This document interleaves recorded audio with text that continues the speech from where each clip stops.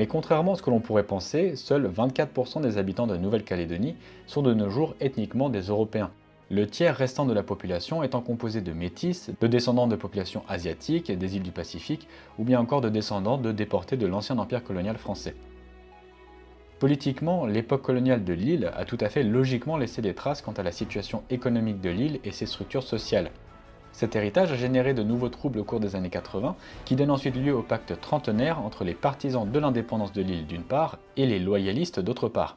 C'est l'issue de ce pacte dont nous avons récemment connu l'aboutissement, s'étant traduit par 3 référendums déclenchés par le Congrès de la Nouvelle-Calédonie, appelant la population de l'île, dont le corps électoral a été défini selon des critères favorables aux résidents de longue date, à s'exprimer pour ou contre l'indépendance.